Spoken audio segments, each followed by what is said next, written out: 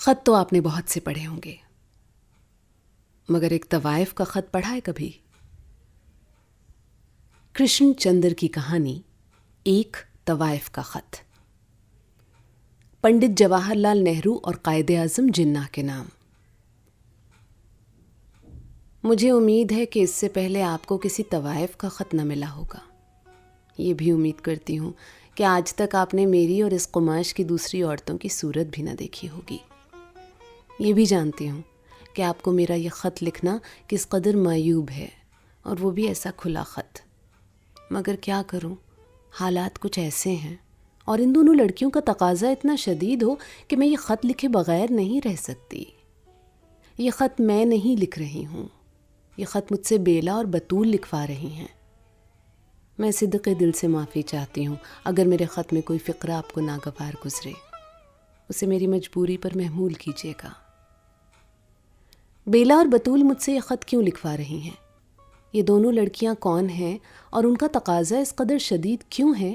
یہ سب کچھ بتانے سے پہلے میں آپ کو اپنے متعلق کچھ بتانا چاہتی ہوں۔ گھبرائیے نہیں، میں آپ کو اپنی گھناؤنی زندگی کی تاریخ سے آگاہ نہیں کرنا چاہتی۔ میں یہ بھی نہیں بتاؤں گی کہ میں کب اور کن حالات میں طوائف بنی۔ میں کسی شریفانہ جذبے کا سہارا لے کر آپ سے کسی جھوٹے رحم کی درخواست کرنے نہیں آئی ہوں۔ میں آپ کے درد مند دل کو پہچان کر اپنی صفائی میں جھوٹا افسانہ محبت نہیں کرنا چاہتی۔ اس خط کے لکھنے کا مطلب یہ نہیں ہے کہ میں آپ کو طوائفیت کے اسرار رموز سے آگاہ کروں۔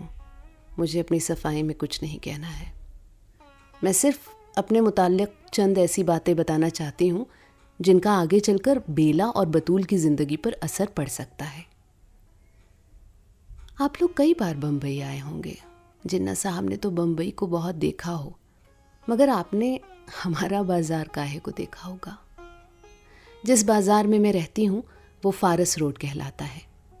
فارس روڈ گرانٹ روڈ اور مدن پورہ کے بیچ میں واقع ہے۔ گرانٹ روڈ کے اس پار لیمنگٹن روڈ اور اوپر ہاؤس اور چوپاٹی میرین ڈرائیو اور فورٹ کے علاقے ہیں جہاں بمبئی کے شرفا رہتے ہیں۔ مدن پورہ میں اس طرف غریبوں کی بستی ہے۔ فارس روڈ ان دونوں کے بیچ میں ہے تاکہ امیر اور غریب اس سے یکساں مستفید ہو سکیں۔ گو فارس روڈ پھر بھی مدن پورہ کے زیادہ قریب ہے، کیونکہ ناداری میں اور طوائفیت میں ہمیشہ بہت کم فاصلہ رہتا ہے۔ یہ بازار بہت خوبصورت نہیں ہے، اس کے مکین بھی خوبصورت نہیں ہیں۔ اس کے بیچوں بیچ ٹرام کی گڑگڑاہٹ شب و روز جاری رہتی ہے، جہاں بھر کے آوارہ کتے اور لونڈے اور شودے اور بیکار اور جرائم پیشہ مخلوق اس کی گلیوں کا طواف کرتی نظر آتی ہے۔ لنگڑے، لولے، اوباش، مدقوق تماش بین، آتش و سوزاک کے مارے ہوئے کاڑے، لنجے، کوکین باز اور جیب کترے اس بازار میں سینہ تان کر چلتے ہیں۔ غلیظ ہوٹل، سیلے ہوئے فٹ پاتھ پر میلوں کے ڈھیروں پر بھنبھناتی ہوئی لاکھوں مکھیاں، لکڑیوں اور کوئلوں کے اسفردہ گودام، پیشاور دلال اور باسی ہار بیچنے والے کوک شاستر اور ننگی تصویروں کے دکاندار، چین حجام اور اسلامی حجام اور لنگوٹے کس کر گالیاں بکنے والے پہلوان، ہماری سماجی زندگی کا سارا کوڑا کرکٹ آپ کو فارس روڈ پر ملتا ہے۔ ظاہر ہے آپ یہاں کیوں آئیں گے؟ کوئی شریف آدمی ادھر کا رخ نہیں کرتا۔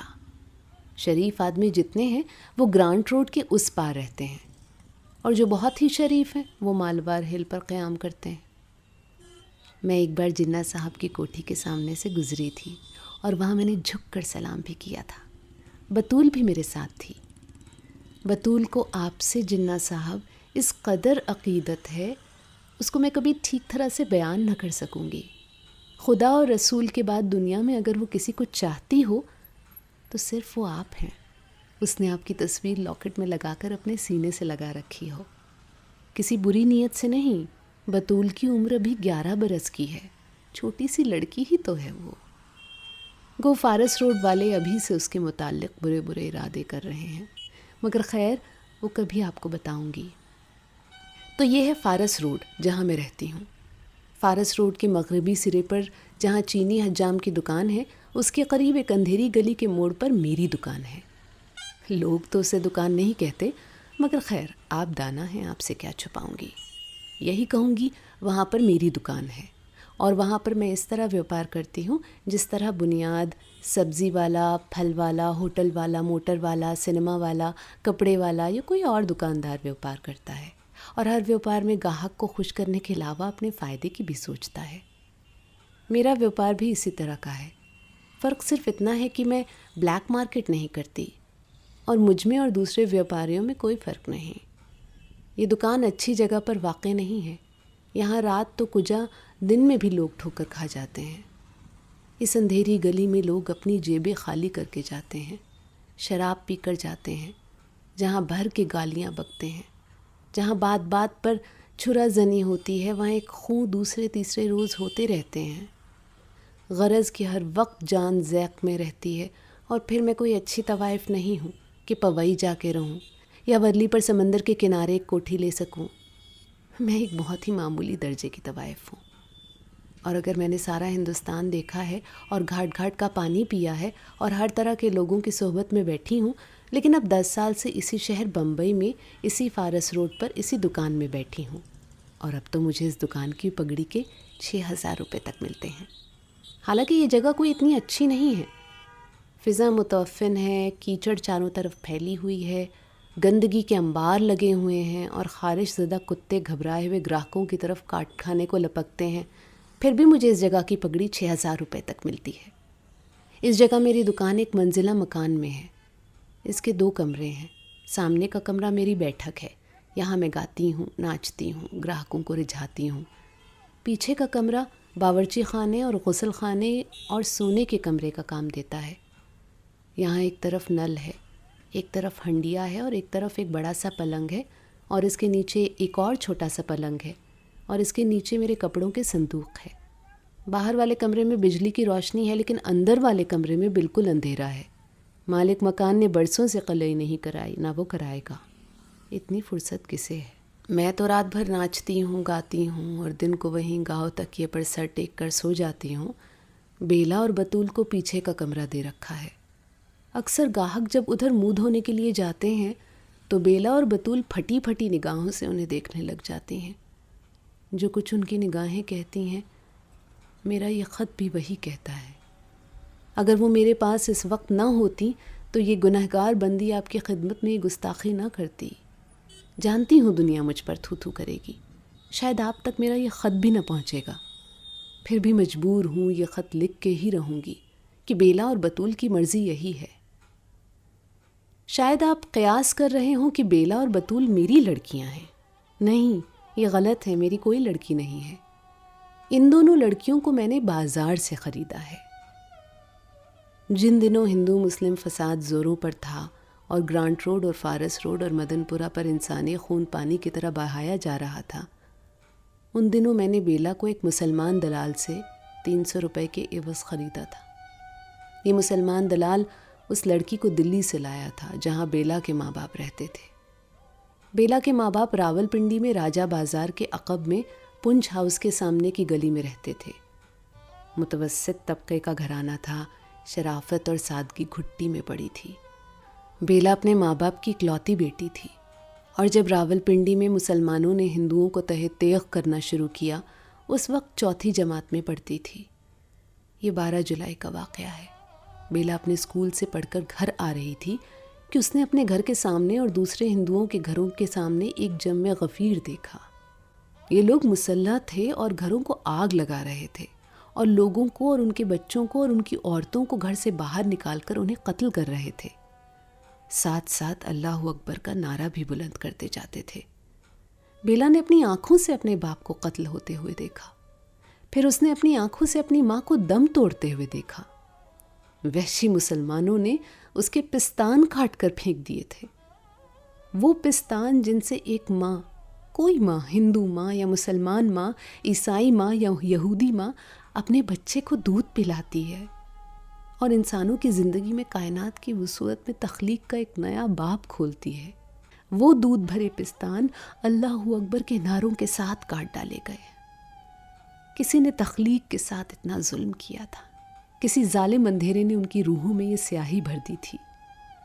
میں نے قرآن پڑھا ہے، اور میں جانتی ہوں کہ راولپنڈی میں بیلا کے ماں باپ کے ساتھ جو کچھ ہوا وہ اسلام نہیں تھا، وہ انسانیت نہ تھی، وہ دشمنی بھی نہ تھی، وہ انتقال بھی نہ تھا، وہ ایک ایسی سعادت، بے رحمی، بزدلی اور شیطنت تھی جو تاریخ کے سینے سے پھوٹتی ہے اور نور کی آخری کرن کو بھی داغدار کر جاتی ہے۔ بیلا اب میرے پاس ہے۔ مجھ سے پہلے وہ داڑھی والے مسلمان دلال کے پاس تھی۔ بیلا کی عمر 12 سال سے زیادہ نہیں تھی جب وہ 4تھی جماعت میں پڑھتی تھی۔ اپنے گھر میں ہوتی تو آج 5ویں جماعت میں داخل ہو رہی ہوتی۔ پھر بڑی ہوتی تو اس کے ماں باپ اس کا بیاہ کسی شریف گھرانے کے غریب سے لڑکے سے کر دیتے۔ وہ اپنا چھوٹا سا گھر بساتی، اپنے خاوند سے، اپنے ننھے ننھے بچوں سے، اپنی گھریلو زندگی کی چھوٹی چھوٹی خوشیوں سے۔ لیکن اس نازک کلی کو بے وقت خزاں آ گئی۔ اب بیلا 12 برس کی نہیں معلوم ہوتی۔ اس کی عمر تھوڑی ہے لیکن اس کی زندگی بہت بڑی ہے۔ اس کی آنکھوں میں جو ڈر ہے، انسانیت کی جو تلخی ہے، یا اس کا جو لہو ہے، موت کی جو پیاس ہے، قائد اعظم صاحب شاید اگر آپ اسے دیکھ سکیں تو اس کا اندازہ کر سکیں، ان بے آسرا آنکھوں کی گہرائیوں میں اتر سکیں۔ آپ تو شریف آدمی ہیں، آپ نے شریف گھرانے کی معصوم لڑکیوں کو دیکھا ہوگا، ہندو لڑکیوں کو، مسلمان لڑکیوں کو۔ شاید آپ سمجھ جاتے کہ معصومیت کا کوئی مذہب نہیں ہوتا، وہ ساری انسانیت کی امانت ہے، ساری دنیا کی میراث ہے جو اسے مٹاتا ہے۔ اسے دنیا کے کسی مذہب کا کوئی خدا معاف نہیں کر سکتا۔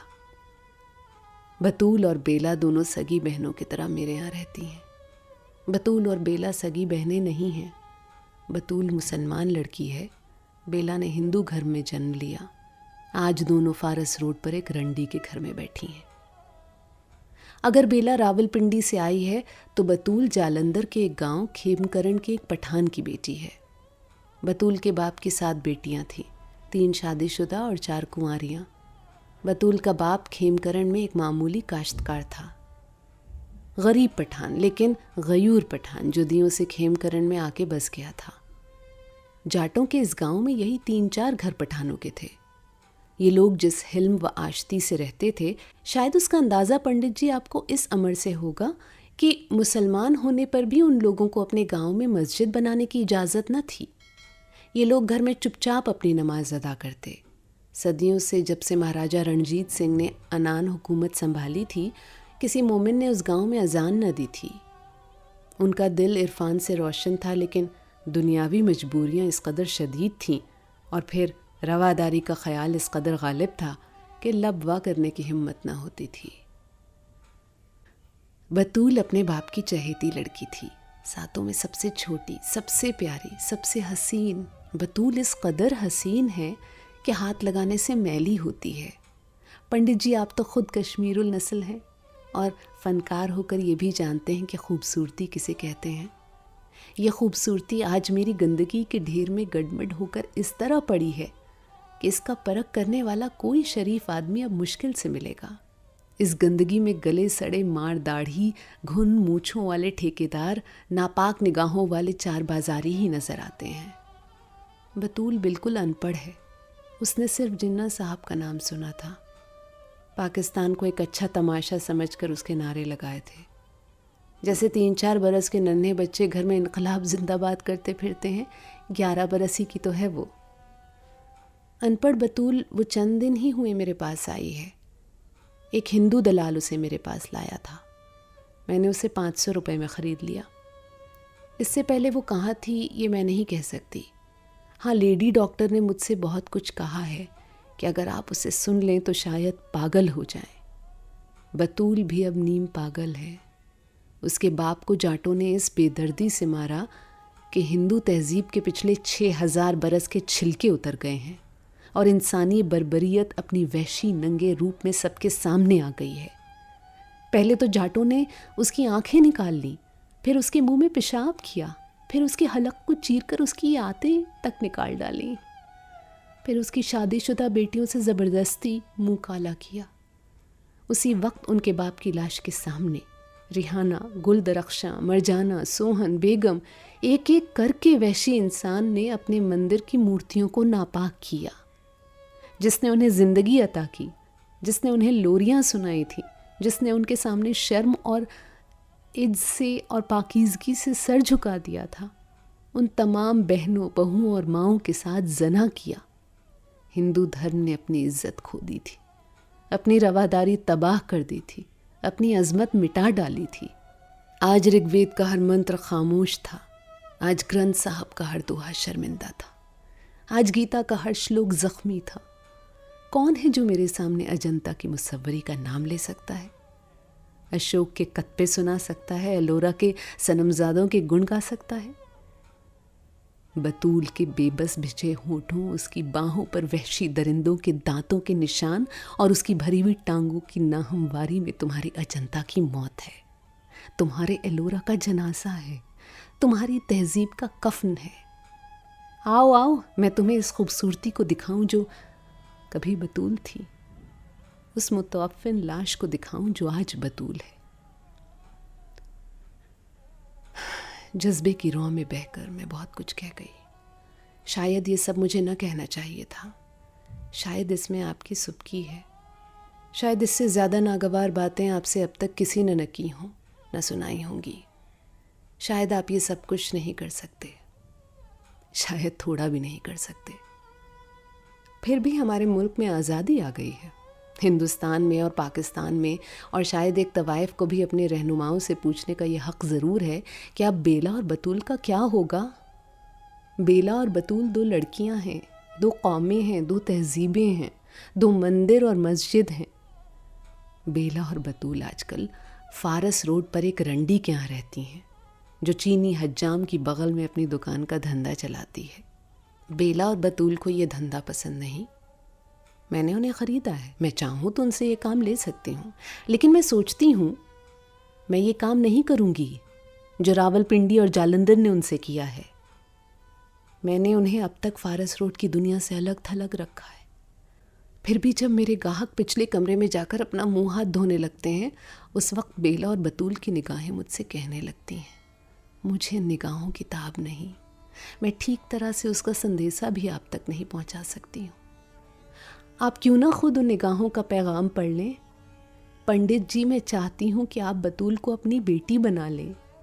جنہ صاحب، میں چاہتی ہوں کہ آپ بیلا کو اپنی دختر نیک اختر سمجھیں۔ ذرا ایک دفعہ انہیں اس فارس روڈ کے چنگل سے چھڑا کے اپنے گھر میں رکھیں اور ان لاکھوں روحوں کا نوحہ سنیے، یہ نوحہ جو نوا خالی سے راول پنڈی تلک اور بھرت پور سے بمبئی تک گونج رہا ہے۔ کیا صرف گورنمنٹ ہاؤس میں اس کی آواز سنائی نہیں دیتی؟ یہ آواز سنیں گے آپ؟ آپ کی مخلص، فارس روڈ کی ایک طوائف۔